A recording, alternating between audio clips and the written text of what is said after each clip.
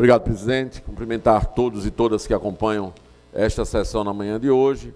E acho fundamental reforçar aqui, importante que esta casa se posicione em relação ao problema que foi amplamente divulgado nas redes sociais, envolvendo violência contra uma pessoa em situação de rua, porque aquilo é a expressão de algo muito mais complexo. E esta casa precisa se debruçar sobre isso e provocar aqueles que precisam também dar respostas a essas questões. Antes de soltar, Tiago, o vídeo, eu quero dizer o seguinte, que este problema que envolve as pessoas em situação de rua no Brasil, no mundo, e aqui em Sergipe, em Aracaju, não é diferente, é um problema que tem a ver, evidentemente, com um modelo de sociedade que predomina no mundo, que é profundamente excludente, que é adoecedor, um modelo de sociedade que adoece as pessoas, né, que empurra as pessoas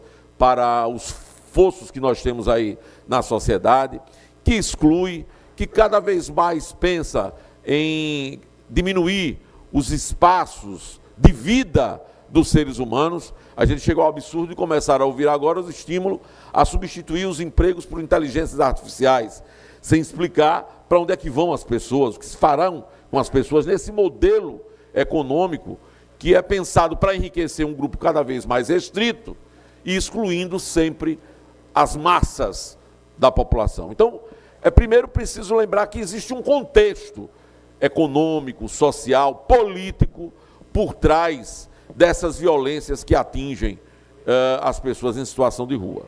Segundo, é preciso lembrar que cenas como aquela que nós vimos apresentada aqui agora há pouco, tem a ver com a inexistência de políticas públicas voltadas para mitigar esse tipo de problema. E aqui em Aracaju, aqui em Sergipe, não poderia ser diferente, porque inclusive faltam dados. Não existem dados oficiais confiáveis que possam ser utilizados para a formulação de políticas públicas. Uma coisa básica para que o poder público comece a atuar é conhecer, diagnosticar a realidade, saber quem são as pessoas que vivem esse ou aquele problema, para que, em função desse conhecimento, adotem as políticas necessárias. Nós não temos. Há uma grita de parte da população aqui colocando de que Aracaju, Sergipe, precisam se debruçar sobre esses dados, porque empiricamente nós estamos vendo como isso tem crescido, não é? E não está fora do contexto mundial, nacional. Há um crescimento do número de pessoas em situação de rua, provocado por uma série de razões, e nós precisamos ter esses dados de forma confiável aqui em Sergipe, em Aracaju. Agora, o fato concreto é que situações como aquela que aconteceu e que foi amplamente divulgada nas redes sociais, de violência contra uma pessoa em situação de rua lá na rodoviária nova, não são exceções. São coisas que estão virando ações do cotidiano, são corriqueiras. Por exemplo, embora nós não tenhamos dados oficiais sobre o número de população em situação de rua aqui na cidade, em Sergipe, mas há dados obtidos a partir de outros instrumentos que mostram, por exemplo, que Sergipe é um dos estados em que mais cresceu o número de violência contra pessoas em situação de rua. E cresceu exponencialmente, cresceu de uma forma muito maior do que cresceu, por exemplo, no Nordeste. A média de crescimento daqui de Sergipe é infinitamente maior do que a média de crescimento do Nordeste de casos de violência em situação de rua. Agora, como é que se sabe?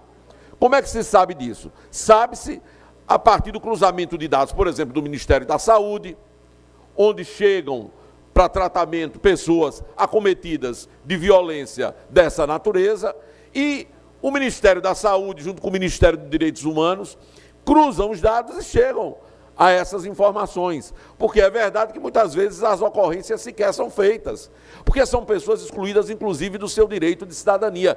Portanto, não são consideradas nem para dados estatísticos, mas chegam em algum momento no Sistema Único de Saúde para serem atendidos vítimas que são da violência sofrida que está virando rotina, né? E a gente precisa enfrentar isso, e enfrentar com seriedade, buscando alternativas através de políticas públicas. E esse crescimento a gente observa, por exemplo, quando se vê que nos últimos 7 anos foram registrados 164 episódios de violência a essa população aqui em Sergipe. Esse dado é um dado do sistema de agravos de notificação e mostra que Sergipe teve esse crescimento exagerado em termos de violência contra pessoas em situação de rua. Agora, vamos à análise do caso concreto, que está despertando muito a necessidade de nós nos debruçarmos sobre esse assunto. O vereador Breno já mostrou aqui, mas eu vou pedir, mas é Marquinhos quem está agora aí na operação, pedir a Marquinhos que solte o vídeo. As imagens, como já sabemos, são imagens muito fortes. Quem não quiser assistir, e é muito ruim assistir isso, não assista, mas é importante que se veja o nível de agressão com que normalmente as pessoas que acham que têm o poder de comando se dirigem a pessoas em situação de rua. Por favor, Marquinhos.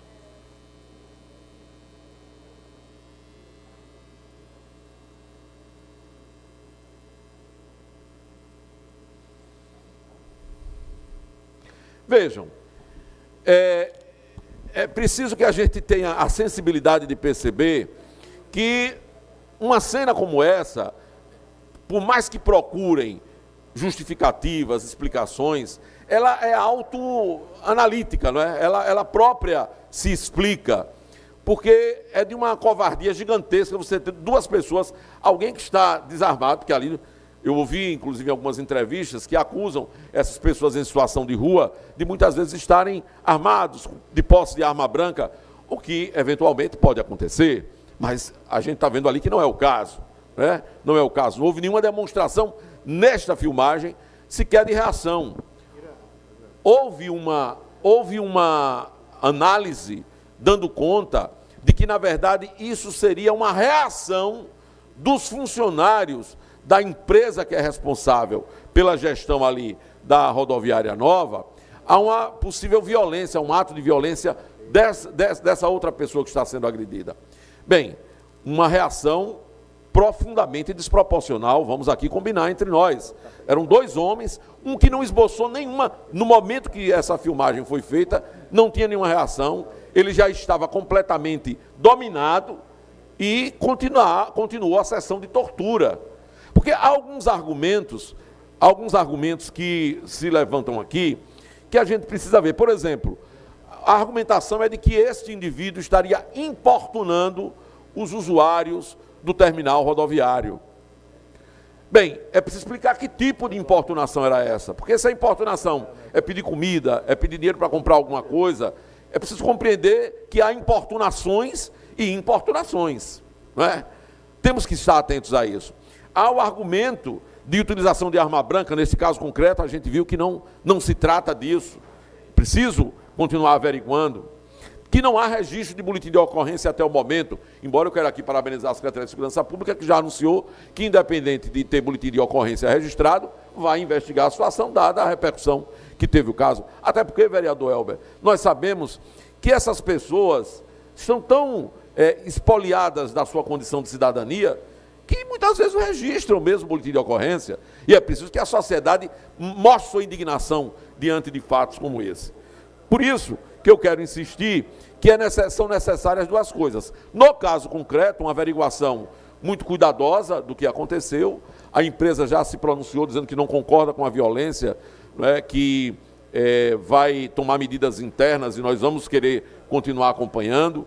O DR notificou a empresa sobre isso, porque criou uma comoção muito grande. Nós queremos desdobramento, mas nós queremos mais, vereador Elber. Nós queremos que o poder público assuma a sua tarefa na busca de formular e implementar políticas públicas voltadas para os problemas que envolvem a população em situação de rua. Por isso que eu sou muito cuidadoso e peço que as coisas sejam devidamente investigadas. Agora, ninguém tem o direito de perder a cabeça para fazer isso. Por mais que você tenha sido, talvez, impactado com alguma coisa, aquilo que aconteceu mostra um despreparo e uma brutalidade que não tem como se justificar. Mas expõe uma outra coisa, eu quero concluir meu discurso dizendo isso. Expõe uma outra coisa que é preciso também ter coragem de dizer aqui na tribuna. esse tipo de ação demonstra o fracasso da alternativa que vem sendo apresentada no mundo inteiro à presença do Estado. Privatizam-se os serviços públicos como se a privatização fosse a solução, a panaceia que resolverá todas as questões de fragilidades na oferta desses serviços. E a gente está vendo que não é isso.